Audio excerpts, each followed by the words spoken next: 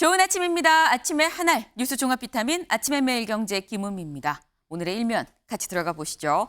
매일경제입니다. 가계 빚 목까지 차올라 DSR 주요국의 2배로라는 게 오늘 매일경제의 일면 기사입니다. 가계 빚이 지금 목까지 차올랐다. 다 왔다는 거죠. 꼴깍꼴깍 한다는 얘기입니다. DSR이 뭐냐? 네, 이게 지금 원리금 상환 비율을 지금 얘기를 합니다. 이 얘기는 구체적으로 DSR이라고 얘기를 한 게 연소득 대비 그 해에 상환해야 되는 부채의 원리금 비율을 얘기를 합니다. 그만큼 연소득에서 이만큼이나 많이 빚을 갚는 데 써야 된다라는 얘기인 거죠. 근데 이 DSR의 수치가 지금 주요국의 2배로 뛰었다. 그만큼 돈을 많이 갚아야 된다라는 얘기인 겁니다. 빚이 많다 보니까 갚을 돈도 많을 수밖에 없겠죠. 올해 1분기 14.1%로 뛰었습니다. 문제는 연체율입니다. 다 갚으면 문제가 없는데 연체율이 3년 반 만에 최고를 찍었다라는 게 오늘 매일경제의 일면이네요. 다음 기사까지 좀 이어서 볼까요? 중앙일보입니다. 네, 보통 대출 받으실 때, 집 살 때 다들 대출 한 번쯤 아마 받으실 겁니다. 2030 대출 증가율 4050의 3배다. 금리 두려움 없는 청년형 끌. 네. 지금 여기를 볼까요? 청년층 주택 매입이 최대 큰 손으로 부상을 했다. 2030이 집을 사면서 대출을 그야말로 영끌해서 받고 있는 그런 상황이라는 겁니다. 반복된 집값 폭등, 매수 심리를 자극하고 있다. 이례적인 건 고금리인데도 불구하고 이게 위축되지 않고 계속 이 기조가 이어진다라는 거죠. 이 얘기인즉슨 지금 고금리에도 계속 집을 산다는 건 지금 사서 이자를 많이 내도 집값이 오르니까 지금 사는 게 남는 거다라는 생각이 지금 그 기조에 있기 때문일 겁니다. 어쨌거나 뭐 2030 때 사든 4050 때 사든 사서 내가 내 집 마련한다는데 생각할 수 있는데 문제는 연체일 건데요. 연체. 네. 연체율이 청년 연체율도 같이 지금 증가를 하고 있다라는 거. 그래서 문제다라는 겁니다. 다음 기사 볼까요? 동아일보입니다. 이태원 참사 1년, 주최자 없는 행사 안전 매뉴얼 아직도 없다라는 겁니다. 네, 지금 이태원 참사 1년이 다 돼가죠. 며칠 안 남았습니다. 그런데 아직도 그때 문제가 됐었던 게 너도 나도 이건 주최자가 없어서 우리 책임 아니에요라고 했었던 거 기억나시나요? 주최자 없는 행사 안전 매뉴얼이 1년이 됐는데 아직도 없다라는 겁니다. 네, 지금 여야가 신사 협정을 맺었다는데 1년이 다 되도록 법안 처리 안 하고 뭐 하고 있는 거냐라는 비판이 나올 수밖에 없어 보입니다. 다음 기사 볼까요? 한국일보입니다. 직원 통계 시스템 조작 까맣게 모른 통계청. 네, 지금 문재인 정부 때 이 통계 조작한 거 아니냐라는 혐의로 좀 감사원이 조사를 하고 있죠. 근데 보니까 2017년 가계동량 조사를 담당했었던 사무관이 소득주도 성장에 반대되는 결과가 나오니까 관리부서를 안 통하고 가중값 코드를 임의로 자신이 변경을 지금 한 겁니다. 근데 문제는 통계청이 이거를 수차례 자체 감사를 했었다는 거죠. 했는데 발견을 못했다. 근데 이 얘기는 글쎄요, 이게 통계청이 정말 몰랐던 건지 아니면 알고도 몰랐던 건지, 알고 있었어도 문제, 몰랐어도 문제입니다. 네, 감사원의 조사 하나하나에 지금 불편한 진실이 좀 드러나는 거 아니냐라는 얘기가 나옵니다. 다음 기사 보겠습니다. 세계일보입니다. 50인 이하 미니의대 최소 80명 이상으로 쌍따옴표가 붙었죠. 이게 대체 무슨 얘기냐? 의대 정원 얘기입니다. 조기용 복지부 장관이 어제 복지위 국감에서 직접 밝힌 내용입니다. 처음에 나왔던 게 의대 정원 1,000명에 플러스 알파다라는 얘기까지도 나왔었는데 구체적인 규모가 안 나왔는데 요 얘기 50인 이하 미니 의대에 최소 80명 이상으로 요건 좀 구체적이죠. 그렇다고 한다면 요걸 좀 보겠습니다. 현재 입학 정원이 50명 미만인 미니 의대가 전국에 40곳 중 17곳입니다. 전국 의대 40곳 중 17곳이 미니 의대인데 단순 계산으로 이들 대학이 정원 80명까지 채운다고 하면 617명이 더 필요합니다. 때문에 여기다 이제 증원을 요청하는 의대들 수요까지 더하면 정말 1,000명 이상 확대하는 게 무리가 없을 것 같다라는 추측이 가능하다라는 겁니다. 의대 정원 확대되는데 최소 617명 플러스 알파 1,000명도 넘을 수 있겠다. 라는 전망이 나오는 이유입니다. 다음 기사 볼까요? 국민일보입니다. 공허한 인류에 가자 수천 명 사경입니다. 네. 지금 가자 지구는 죽음이 일상인 상황이다라는 게 이 기사 내용입니다. 환자는 무마취 수술, 마취 안 하고 지금 수술을 하고 있고요. 이 휴대전화 불빛에 의지해서 수술을 하는 상황이라고 하죠. 식초로 소독을 하고 있다고 합니다. 이 소독제가 그만큼 없다는 얘기인 거겠죠. 물, 연료, 식량이 다 바닥이 나서 죽음이 일상이다라는데 이런 가자지구를 보면서 국제사회의 도움도 도움입니다. 당연히 이어져야 되는 부분인 거고 우리가 지금 할 수 있는 건 또 뭐가 있을까라는 점도 좀 같이 생각을 해보게 되는 기사였습니다. 다음 사진 볼까요? 오늘의 사진입니다. 네, 여기가 어디냐? 지금 큰 싱크홀이에요. 다른 나라 아니야? 아닙니다. 우리나라입니다. 사람들 많이 왔다 갔다 하는 여의도입니다. 네, 이 여의도 IFC몰 앞에 교통섬이라고 하죠. 여기 보면 횡단보도도 좀 보이실 겁니다.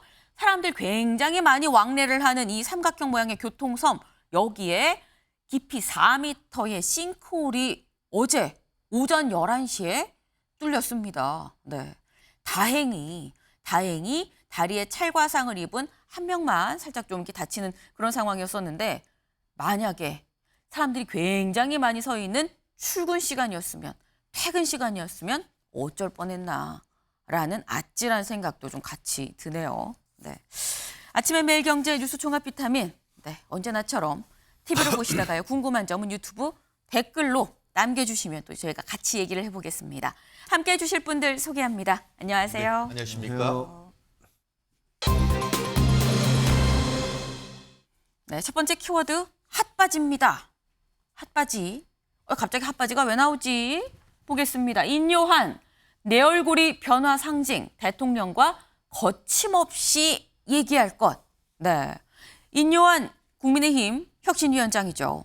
국민의힘 혁신위원장 발언 하나하나, 행동 하나하나가 지금 다 주목을 받고 있습니다. 그도 그럴 것이 앞으로 혁신을 어떻게 할 것인지, 어떤 방향으로 할 것인지, 누구랑 할 것인지 아직 아무것도 나온 게 없는 상황이거든요. 그런데 어제 이런 얘기를 했습니다. 내 얼굴 자체가 지금 변화의 상징 아닙니까? 대통령과 여기서 요점은 이거죠. 거침없이 그냥 얘기하는 게 아닙니다. 거침없이 얘기를 하겠다라고 얘기를 했습니다. 요 얘기 일단 들어보고 얘기 이어가 보죠.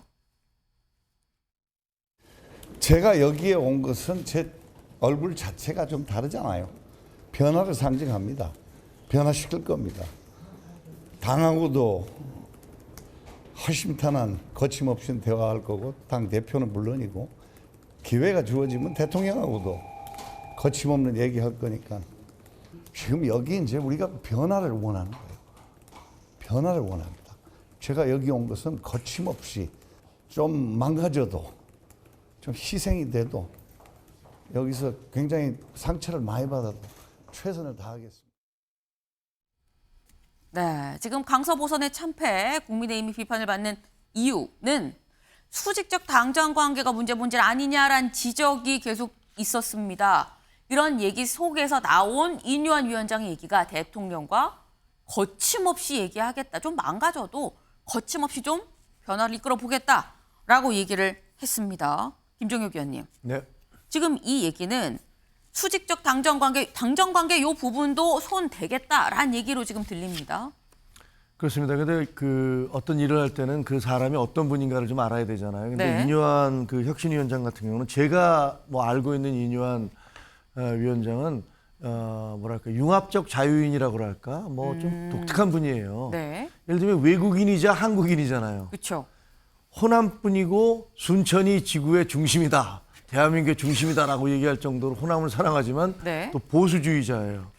거기다가 뭐 남한 쪽만이 아니라 북한도 수시로 왔다 갔다 하면서 무슨 저 앰뷸런스 지원 사업 같은 것들을 해줘서 남과 북 모두에 대해서 잘 알고 있어요. 동시에 또 이분은 존경하는 두 사람을 박정희 대통령과 김대중 대통령이라고 네. 어떻게 보면 정반 이렇게 대결했던 두 분을 다 네. 내가 존경하는 분이다. 이렇게 얘기를 하고 있어요. 굉장히 자유로운 영혼인 게 분명해요. 그리고 만나보면은 어떤 얘기, 농담도 굉장히 잘하고 또 용기가 있더라고요. 그래서 뭐 사실 뭐 누구하고 얘기할 때도 심지어 저분을 모르는 분은 아마 거의 없을 거예요. 아마 역대 대통령들 다 밥 먹고 술 드시고 그랬을 것 같은데 네. 그럴 정도로 대통령들하고도 가깝고 여야를 떠나서 그리고 뭐 여야 정치인 모두하고도 가까운 분이 워낙 많아요. 네. 그리고 만나서 보면 아주 거침없이 얘기를 하세요. 말 스타일 자체가. 그래서 저는 저분이 무슨 뭐 그 혁신위원장을 맡았다고 해서 네. 무슨 저 당에서 요구하는 대로 쫓아간다든가 혹은 대통령실에서 뭐 이런 거 부탁이 오면 거기에 그냥 그 고개 숙이고 간다든가 그러지 않을 거라고 기대를 하고 있어요. 그래서 저희는 지금 절체절명의 위기거든요. 사실 국민의힘은 뭐 강서구청장 선거는 그냥 상징적인 거고 네. 그것으로 인해서 드러난 여러 가지 문제점들 이런 것들을 바꾸지 않으면 저희는 살 수가 없어요. 그러니까 그런 부분들에 있어서 본인이 말씀한 대로 확실한 변화를 가져오겠다는 그 의지가 관철돼야 되고 또 주변에서도 그것이 관철되도록 도와드려야 된다 이렇게 생각합니다. 근데 인유한 위원장 사람을 좀 봐야 된다. 이 사람의 특성이 원래 여야 없이 좀 왔다 갔다 하고 다 좀 통합적인 양쪽을 다 아우르는 그런 캐릭터이기 때문에 그리고 스스럼 없이 쭉쭉 이렇게 시원하게 얘기하는 스타일인 만큼 뭐 시킨다고 하고 이럴 사람이 아니다라고 지금 말씀을 하셨습니다. 일단 대통령한테도 그래서 거침없이 얘기를 하겠다라고 인 위원장 얘기를 했는데 근데 인 위원장이 거침없이 얘기를 하는데 그럼 들을 사람이 들어야죠. 귀 막고 안 들으면 또 안 됩니다. 대통령실은 어떤 입장인지 들어보시죠.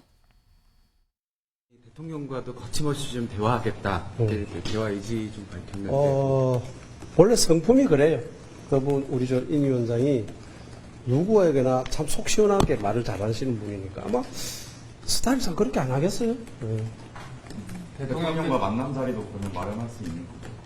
뭐 언제든지 두 분 연락할 수도 있겠죠. 저 예를 들어서 순천 정원 박람회 갔을 적에도 그날도 헤드 테이블에 같이 앉아 있었어요. 그래서 그날도 대화도 많이 하시는 걸 내가 봤는데 그런 그 커뮤니케이션을 잘 하실 수 있을 거라고 봅니다. 네, 지금 이 말씀이랑 좀 같은 좀 일맥상통하는 그런 말씀을 주셨습니다. 속 시원하게 말 잘하는 분이다. 언제든 대통령하고 뭐 전화 통화하고 하지 않겠느냐. 언제든 두 분 연락할 수 있을 거다라고 지금 저 이진복 정무수석이 또 얘기를 했습니다. 그럼 나 거침없이 얘기하겠다. 드는 입장에서도 아유 뭐 연락 주십시오. 언제든 연락할 수 있어요라고 지금 얘기를 한 상황인 건데 근데 다음 기사를 볼까요? 바지 사장의 핫바지 혁신위원장 야 평가져라 천 논평입니다. 네, 이 얘기 누가 했느냐? 여기 사진에 있는 정청래 민주당 수석 최고위원이 했는데요. 이 얘기도 같이 들어보고 오시죠. 인용한 혁신위원장에게 전권을 준다는데 김기현 대표도 없는 전권을 어떻게 줍니까? 바지 사장의 핫바지 혁신위원장이 무슨 권한으로 무슨 성과를 내겠습니까? 소나기 피하기용 시간 땜질 아닙니까? 솔직히 말합시다. 정권의 혁신 대상 제1호는 윤석열, 제2호는 김건희 아닙니까? 인용한이 윤석열, 김건희를 혁신시킬 수 있겠습니까? 네, 정청래 최고위원 이렇게 얘기를 했습니다. 인유한 혁신위원장 결국 핫바지 혁신위원장 아니냐라고 지금 얘기를 했습니다. 권지웅 위원님. 네. 지금 정청래 수석 최고위원이거든요. 정청래 최고위원의 핫바지 혁신위원장이 민주당에서 인유한 혁신위원장을 보는 좀 보편적인 시각이라고 볼 수 있는 겁니까? 그 표현 자체가 좀 거칠어서 네. 그 표현에는 동의 안 하시는 분들이 많겠지만 네. 지금 인유한 혁신위원장이 소나기 피하기용이다라는 것에는 민주당의 많은 구성원들이 동의할 것 같습니다. 그리고 그건 민주당뿐만 아니라 국민들도 그렇게 보시는 분들이 현재로서 꽤 있을 것 같은데요. 왜 그러냐면 정말로 인유한 위원장을 통해서 당을 바꾸고 국정기조를 바꾸려고 했다면 인유한 위원장을 혁신위원장이 아니라 다른 지위에 두었어야 됐습니다. 뭘로 놔야 될까요? 그리고 김기현 대표가 스스로 내려오면서 만약에 비대위원장으로서 인유한 위원장을 추대했다면 그러면 인유한 위원장이 자신이 가지고 있었던 어떤 생각을 발휘할 수 있겠죠. 근데 혁신위원회라고 하는 게 언론의 주목을 받을 수는 있지만 실질적인 권한이 있는 조직이 아닙니다. 민주당도 그 김은경 혁신위가 있었지 않습니까? 그러니까 김은경 위원장이 어떤 결정을 해도 그것이 지도부에 의해 통과돼야만 되는 것이기 때문이에요. 그리고 사실은 변화의 핵심은 윤석열 대통령의 국정기조입니다. 그러니까 대통령이 된 다음에 1년 5개월 동안 많은 국민들이 되게 어려워했어요. 그것이 어떻게 변할 건가인데 지금 윤석열 대통령은 말은 뭔가 변화하겠다고 하시지만 예를 들면 홍문도 장군 흉상 철거 취소하지 않았습니다. 되려 독립영웅실을 철거하겠다고 하고 있는 상황이고 그나마 한 것이 있다고 하면 청문회장을 떠났던 김행 장관 임명을 그만했던 일 정도인데 그거 가지고 국정 변화라고 말하기는 어려울 것 같고 그래서 결과적으로 국민의힘 혁신위가 실패하게 되지 않을까 그런 예상이 듭니다. 지금 국민의힘 혁신위가 아직 전체 구성이 되지 않은 상태입니다. 하지만 다들 여도 야도 지금 주목을 하고 있죠. 정말 잘할 수 있을 것이냐. 그런 가운데 야당에서는 잘 못할 것 같은데 쪽으로 좀 더 시각이 좀 가고 있다. 거기에 대해서는 보편적인 입장인 건 맞다라고 말씀을 주셨어요. 네. 지금 약간 다 의심의 눈초리를 거두지 않고 있는 그런 상황. 여기에 아까 뭐 윤 대통령과의 어떤 변화를 이끌어내야 된다라는 말씀도 주셨는데 국민의힘 내부에선 이런 얘기도 합니다. 무슨 얘기가 있는지 직접 목소리를 좀 들어보고 얘기 이어가 볼까요? 인요한 위원장도 아내와 아이 빼고는 다 바꿔야 된다라는 그런 말씀하셨잖아요. 예. 뭐 이런 생각도 해봅니다. 이거 뭐 말장난 같지만은 아내와 아이의 문제가 있으면 어떡하냐. 하여튼 거기에도 변화가 있어야 되지 않겠느냐. 아내와 아이가 어찌 보면 당정 관계일 수도 있겠습니다. 그럴 수도 있죠. 예. 아내와 아이 빼고 다 바꾸는 건 좋은데 때로는 가족이 어디 가서 사고치고 오고 또 문제가 있으면 가족의 단점도 고쳐야 하거든요. 인 위원장님이 모쪼록 그 집안의 인테리어만 관심 갖지 마시고 아내와 아이의 문제에도 관심을 좀 가져주셨으면 좋겠습니다. 아내와 아이도 좀 살펴봐라라는 거는 뭐를 의미하시는 겁니까? 홍 의원님은? 저는 우선은 내부 가족입니다. 내부 가족. 예. 저희 당부터 제대로 서야 된다고 생각합니다. 네, 지금 아내와 아이 얘기가 나왔습니다. 이 얘기가 왜 나왔느냐 갑자기. 인요한 위원장이 처음에 이런 얘기를 했습니다. 아내와 아이만 빼고 다 바꿔야 합니다. 라는 게 첫 일성이었어요. 아내와 아이만 빼고 다 바꿔야 된다라고 했더니 지금 최재형 전 비대위원장이죠. 전 혁신위원장이죠. 전 혁신위원장. 아내와 아이한테 문제가 있으면 거기도 변화가 있어야 된다. 허은하 의원. 네. 인테리어 말고 아내랑 아이의 문제에도 관심을 좀 가져주셔야 됩니다. 라고 얘기를 했습니다. 최진영 변호사님. 지금 아내와 아이도 문제가 있습니다라는 얘기인 것 같아요. 그렇습니다. 특히 민주당에서 지금 견제구가 아주 세게 날아오는 것 같은데요. 네. 견제구가 세다는 것은 그만큼 타석에 오른 타자가 강타자가 아닌가 이런 생각이 듭니다. 네. 지금 그 아내와 아이만 빼고 다 바꿔야 된다. 이것이 그 삼성의 신경영 선언. 그러니까 그 이건희 전 회장 돌아가신 선 회장께서 이른바 프랑크푸르트 선언이라고 해서 삼성의 모든 임원들을 거기에 불러놓고는 마누라와 아내 빼고는 다 바꿔라라고 했고 네. 그 결과 지금 현재 글로벌 삼성이 있는 것 아니겠습니까? 네.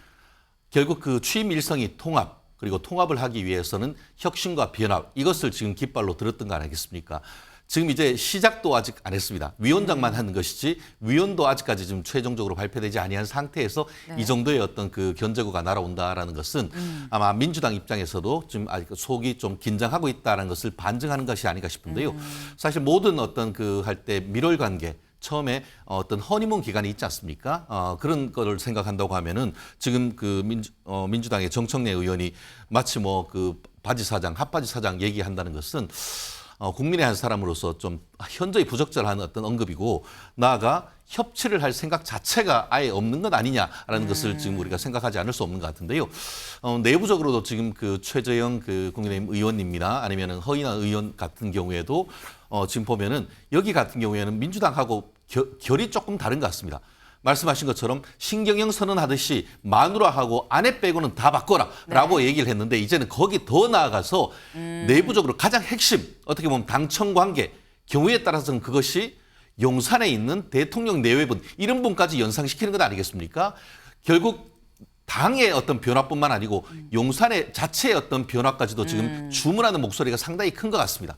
우리가 줄탁동시라고 했습니다. 네. 내부에서 변화를 하려고 할 때 밖에서 엄마가 이렇게 톡 한번 그 네. 엄마 닭이 달걀을 깨면은 그 달걀을 깨듯이 지금은 당도 지금 혁신을 해야 되지만 용산도 변화해야 된다는 것은 민주당뿐만 아니고 국민의힘 지지층 내에서도 강하기 때문에 이러한 부분을 용산에서 직접 많이 듣고 스스로 변화하는 모습을 보여줄 필요가 정말 있다라고 저는 봅니다. 네, 김정혁 의원님. 아니 뭐 민주당이 견제구를 날리는 건 얼마든지 할 수 있다고 생각합니다. 야당이 뭐 그런 거 할 수 있죠. 네. 근데 폭투를 하면 안 되잖아요. 아니 저 정청래 최고위원 말씀이 대통령과 그 부인을 그 이름을 그냥 윤석열, 김건희 이렇게 불러가면서 그 너무 말씀을 함부로 하시잖아요. 그 참을 수 없는 존재의 가벼움이라는 그런 소설도 있었습니다만 저런 발언을 들으면 정말 참을 수 없는 민주당 최고위원의 품격 이런 생각이 듭니다. 저분 뭐라고 그러셨어요? 한동훈 장관한테는 아주까리 기름 드세요? 왜 이렇게 깐죽거리세요? 뭐 이런 말 정말 도대체 저게 수석 최고위원이 할 수 있는 표현인가 싶을 정도의 막말을 그렇게 일삼고 있어요. 그 여기가 만약에 지금 혁신이가 소나기를 피하기 위한 혁신이라면 네. 자기가 천하람 좌초됐다는 이래경 전 혁신위원장 후보자 민주당 그리고 그 노인들한테는 투표권을 줄여야 된다는 그런 김은경 전 혁신위원장 이분들은 뭡니까? 이분들이야말로 이재명 대표 방탄하기 위해서 만들어놨던 분들 아닙니까? 남들에 대해서 비판하는 건 좋지만 적어도 최소한의 품격과 금도는 좀 지켜달라. 이거를 민주당 최고위원께 부탁드리고 싶습니다. 네. 발언 기회를 달라고 손을 드셔서 어떤 말씀하실까 봤는데 정청래 최고위원에 대한 약간 영상 편지 같은 그런 느낌이 없잖아 있었습니다. 네. 일단 인요한 혁신위원장 말씀처럼 아직 혁신위도 전체가 구성이 되지 않은 상태입니다.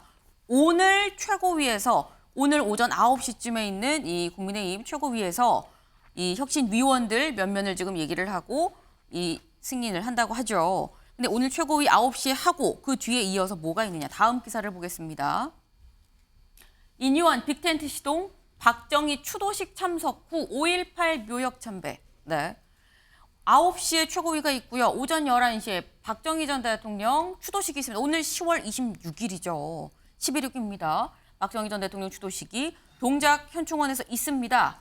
그리고 난 다음에 5.18 묘역을 가겠다라는 계획이라고 합니다. 네. 근데 지금 보면 5.18 묘역 참배, 당이 어려울 때 이 등장해서 혁신위원장, 비대위원장으로 수장이 돼서 5.18 묘역을 간다. 봤던 모습인 것 같은데 라는 생각 안 드시나요? 김종인 전 비대위원장의 모습을 보고 오시죠.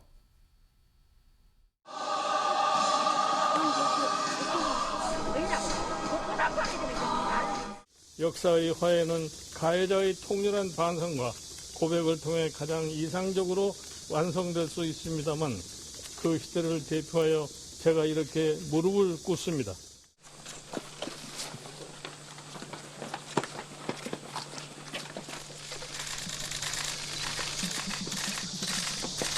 (5월) 정신을 훼손하는 일부 사람들의 어긋난 발언과 행동에 저희 당은 더욱 엄중한 해초리를 들지 못했습니다.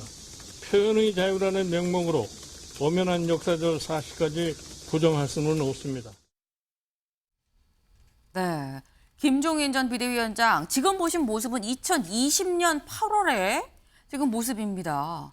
근데 김종인 전 비대위원장 때와 지금 상당히 좀 대자비 같은 좀 그런 모습이 없잖아 있는데 장현주 변호사님. 네. 사실 그때 김종인 비대위원장은 그래도 좀 잘했다라는 평가가 있었거든요. 근데 더불어서 인요한 혁신위원장도 김종인 비대위원장과 비슷한 수준의 그만큼의 혁신을 이룰 것이다. 어떻게 보십니까?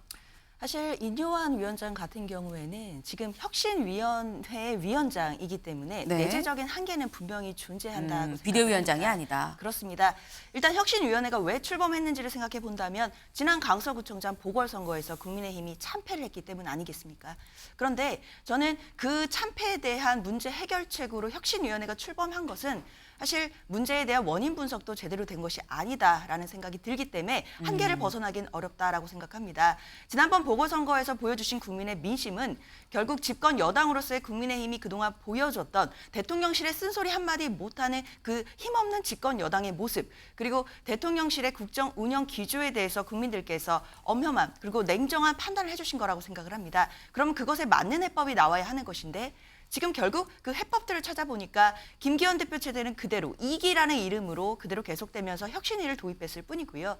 대통령께서는 뭐 일정 부분의 말의 화법은 바뀌시긴 했지만 사실 뭐 뭔가 달라지는 것에 대해 국민들이 체감할 만한 행동은 보여주지 않는 것 같습니다. 인유한 위원장이 이 혁신위원회라는 그 내재적인 한계를 벗어나기 위해서는 저는 1호 혁신위원회의 1호 혁신안으로서 대통령이 야당 대표를 만나는 것을 제안하는 것이라든지 아니면 김기현 대표에 대해서 정말 이 선거에 대한 책임을 어떻게 물을 것인지에 대해서 냉철하게 이야기할 수 있는 부분, 이런 부분들이 혁신안에 1호로 나온다면 그래도 혁신위원회의 앞으로의 방향을 좀 기대해 볼 수 있겠지만 그런 부분들이 없다라고 한다면 사실 국민들께서 보시기에는 이 혁신위원회는 말 그대로 시간 끌기용이다라고 판단할 수밖에 없을 것 같습니다. 네, 권지웅 위원님. 저도 조금만 더 보태면 그러니까 2020년도에는 미래통합당이 워낙 이제 극우 세력과 가까웠기 때문에 5.18 묘역을 참배하는 것만으로도 의미가 있었습니다. 근데 지금은 사실 그런 상태가 아니고 만약에 정말로 이제 좀 효과가 있으려고 하면 지금 윤석열 대통령께서 임명하신 진실화해위원장, 장관급 위원장이 있는데 이분이 5.18 관련해서 북한군 개입설을 배제할 수 없다 이런 주장을 계속하고 계세요. 이런 사람들에 대한 인사조치를 요청하고 그것이 받아들여진다고 하면 국민들이 뭔가 좀 변화가 있겠구나라고 생각할 테지 5.18 묘역한다는 것만으로 그렇게 생각할 국민은 전 적을 거라고 생각합니다. 2020년대와 지금의 2023년의 국민의힘은 좀 다르다 때문에 이것만으로 좀 부족하다라는 그런 말씀을 또 하셨는데 근데 김종인 전 위원장 입장에서는 아유 잘하네. 그치 거기부터 가야지라고 생각을 하지 않을까라는 생각을 했는데요. 김종인 전 위원장, 인유한 위원장에 대한 평가가 이랬습니다. 들어보고 오시죠.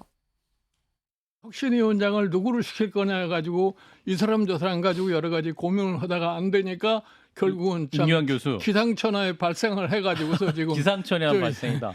인유한 교수를 갖다가 임명을 했는데 뭐 정권을 부여한다고 그러지만 과연 그 정권이 범위가 얼마나 될 거냐. 내가 보기에는 이 국민의힘 혁신안도 그저 적당히 하고서 혁신했다고 그럴 거야.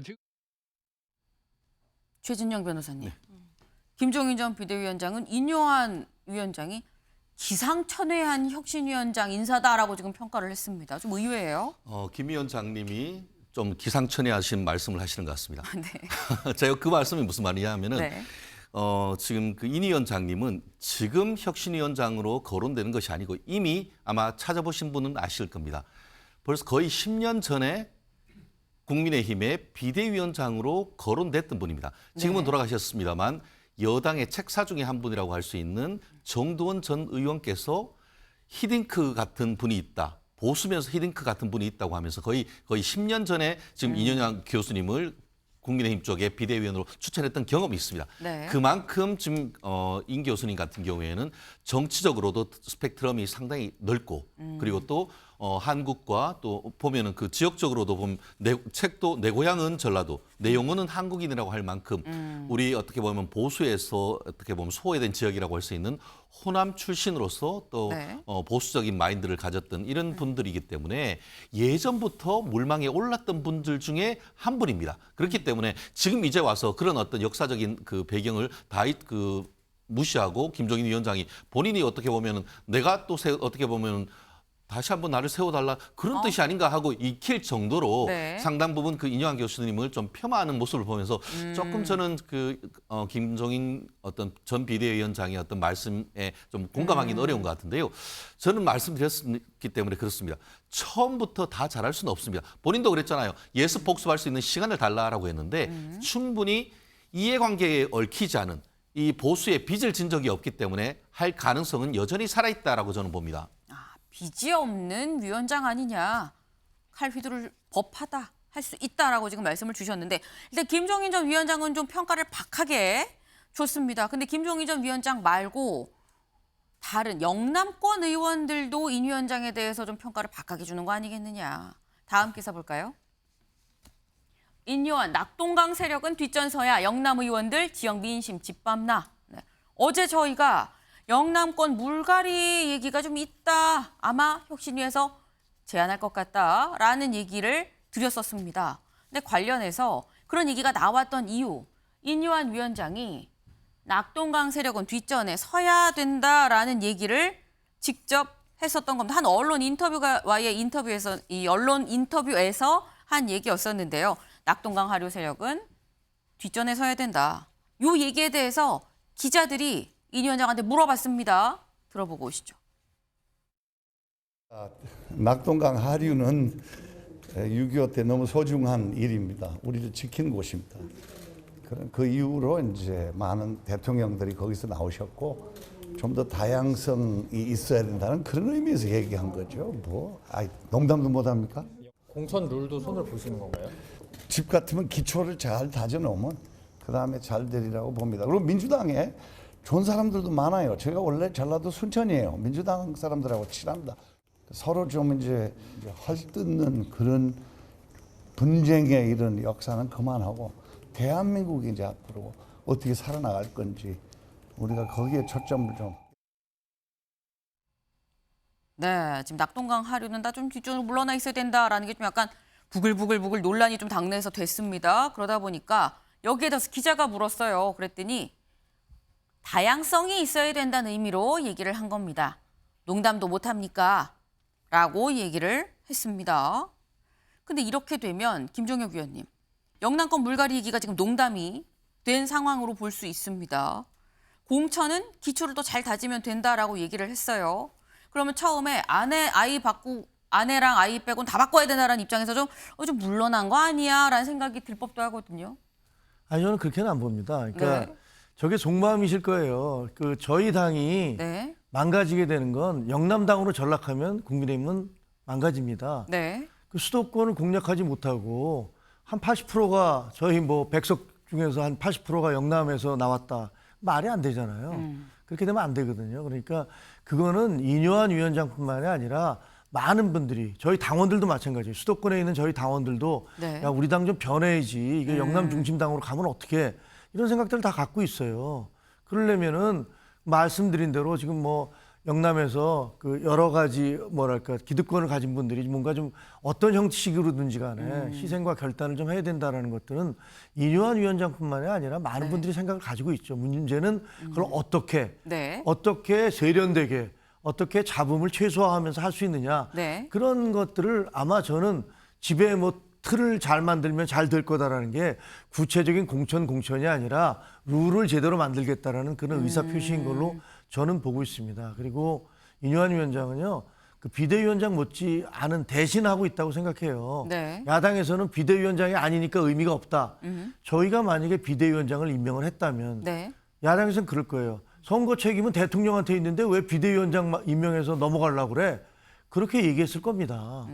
그렇기 때문에 저희는 지금 사실 이번 선거는 대통령실과 당 지도부가 모두가 다 책임이 있는 거예요. 같이 있는 겁니다. 어느 한쪽만 있는 게 아니기 때문에 사실은 지금 이제 혁신위원장을 통해서 비대위원장에 준하는 어떤 그런 역할을 좀 하려고 하는 건데 야당에서는 그거를 계속 공격하고 계신 거죠. 네. 일단 더 이상 물러설 데가 없기 때문에 혁신의 강도를 좀 낮춘다라는 거는 상상할 수 없는 일이다라는 취지로 말씀을 하셨어요, 최진영 변호사님. 네, 낙동강 이하를 제대로 못하면 낙동강 오리알 된다. 이런 얘기를 제가 어제 보수의 심장, 제 고향인 구미 가서 들었습니다. 네. 어제 같은 경우에 제가 박정희 대통령 생가보존위원회 회장님도 만나고 그 지역의 민심을 봤는데 결국 그 대구 경북 지역에 있는 분들도 너무나 잘 압니다. 그 지역에 대한 혁신 공천이 돼야 수도권에도 이길 수 있다는 것을 잘 압니다. 아마 그와 같은 대구 경북의 의원들이 아니고 지역의 민심을 저렇게 인용한 위원장님이 받아들였다라고 저는 해석을 하고 싶습니다. 네. 지금 물밑에서부터 사실 그냥 넘어갈 수 없는 상황이라는 건 다 좀 공감대가 있다라는 말씀을 좀 주셨는데 지금 나오는 얘기가 결국은 그겁니다. 인요한 혁신위가 얼마나 혁신을 할 수 있을 것이냐, 크게 칼을 휘둘 수 있을 것이냐 여부를 그만큼 또 주목해서 보고 있다라는 방증이기도 하겠죠.